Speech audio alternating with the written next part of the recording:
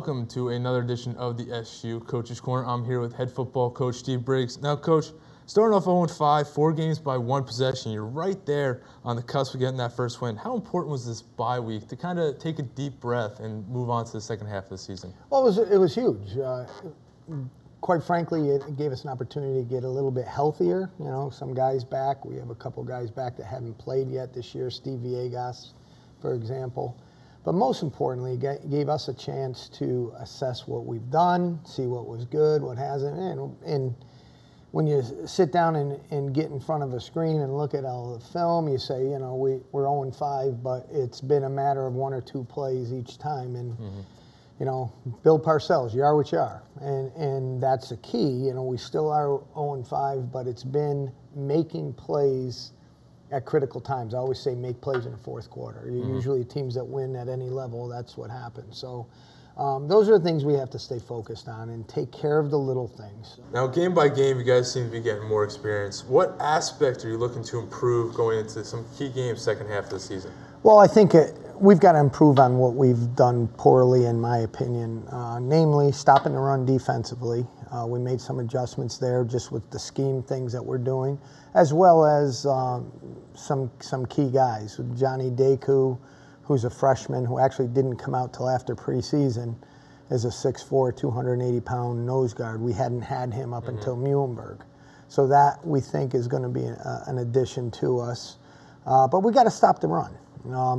There's no question. And as well, we have to run the football. Up until Muhlenberg, where Tim Wade had an outstanding game, Tim, frankly, hadn't rushed for more than 60 yards per game, and he had 216 or 213, whatever it was, against Muhlenberg, and Muhlenberg was one of the top-rated running defenses in our conference. Yeah. So it starts there, Bobby. We've got to be able to do a better job against the run, and then most specifically running the football, because that helps Nick Krusko to open some things up.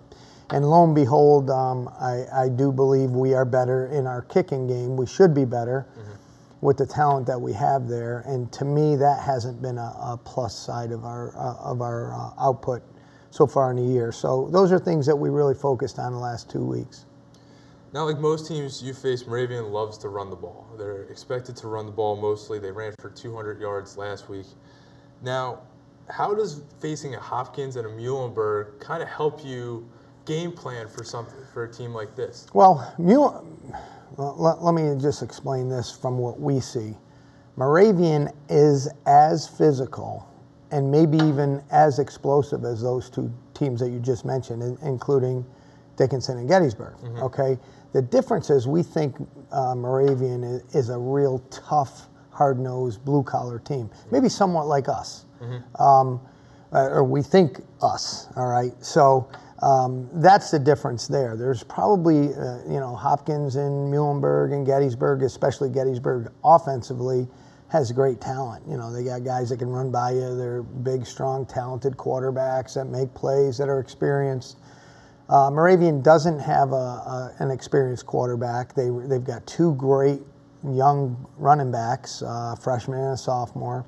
And their offensive line, they're mixing a few guys in through injury and through younger guys probably beating out some older guys. So Moravian, that is, they're at a stage probably where we are, but they were last year. In other words, the guys that are playing are a little bit more experienced. So, and we have to go to their party. It's homecoming, and you know, our bench backs right up to their homecoming alumni party, and there's everything going on from the barbecuing to what have you. So we got to get through that. We have to use their energy and, you know, get off the bus quick and try to play our game early. Now, Tim Wade had a huge game last year against these guys, 166 yards on the ground. Is that going to be key, getting the offense going this week, is opening up with Wade on the ground and going with Krusko through the air? Yeah, absolutely. We have to be able to run the football. We have to use our play action and quick game intermittently, and try to stay out of 3rd and long situations. That's tough. That's where Moravian's going to come at us, you know, with 4, 5, and 6 people. So that's the key. You know, try to keep our stakes, keep the chains moving, you know, and score when we have the opportunity to score. Again, use their energy. Now, overall, you're going to a tough place. They're 3-2. They came off a tough loss going into the bye week, so you kind of have the momentum going into their place. What is it going to take to beat Moravian on the road this week? Just what I said. We have to, again, use that energy, as I just explained, but probably even more so, I just want our guys to focus at what is at hand. You know, we've come out, last week we essentially handed Muhlenberg 2 scores and then fought like crazy and had a great second half and essentially outplayed them. Did something similar to Gettysburg. You know, Dickinson was the opposite. We jumped up 21-0 and ended up losing late. So we've got to finish. You know, that's the key. Regardless of what it is, offense, defense, kicking game, hopefully all three, we've got to finish the game. Once everything settles down, you know, after the first or second series and then it's football and all the hoopla is done, we got to focus and play our game. And I think, you know, I really like these guys. I really do. I mean, it's fun being around them. I love it. I love walking in the locker room and just busting up with them. You know, it doesn't mean it's all fun and games or anything because we get after it pretty hard. But it's a good group and they deserve some success. And this is our second season. So we're 0-0 right now. Coach, good luck this weekend against Moravian. Thank you, Bobby.